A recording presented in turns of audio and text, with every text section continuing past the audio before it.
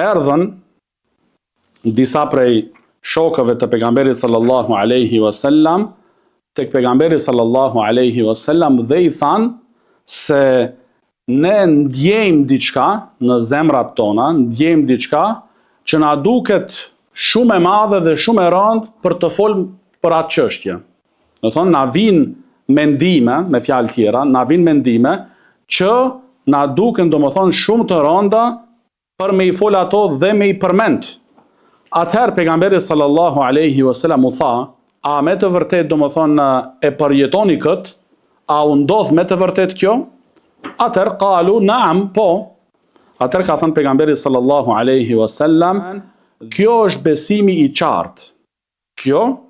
Këto vezvese të tilla nga lloji i këtij është domethënë për argument dhe aludim për besimin e qartë tek njeriu. Dhe në një transmetim tjetër të Abdullah ibn Mes'udit radhiyallahu anhu, po ashtu u pyet pejgamberi sallallahu alaihi wasallam për ose rreth vezveset dhe tha pejgamberi sallallahu alaihi wasallam, tilka mahdhul iman.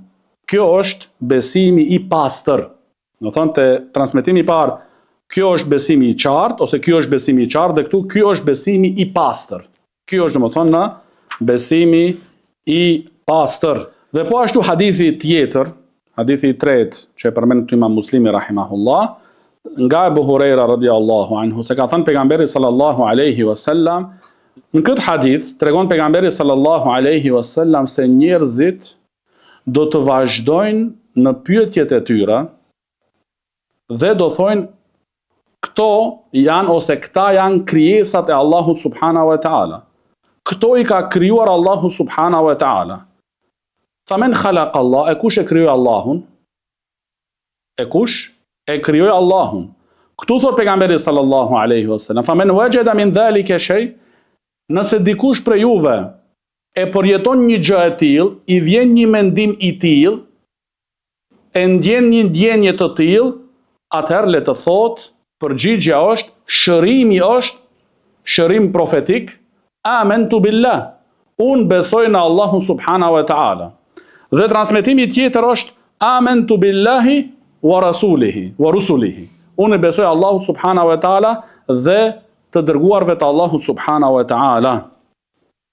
Dhe po ashtu hadithi tjetër, po ashtu e transmeton Abu Huraira radhiyallahu anhu se pejgamberi sallallahu alaihi wasallam ka thënë, ya'ti shaytanu ahadukum fa yaqul man khalaqa kadha wa kadha hatta yaqula lahu man khalaq rabbak. Domethënë, i vjen shejtani një njeriut, një personit, dhe i thot, kush e krijoi kët, kush e krijoi kët, kush e krijoi kët, deri arrin te pyetja, e kush e krijoi Zotin tënd? E kush e krijoi Zotin tënd? Fa idha balagha dhalik, e nëse arrin çështja deri këtu, falyasta'idh billah wal yantahi.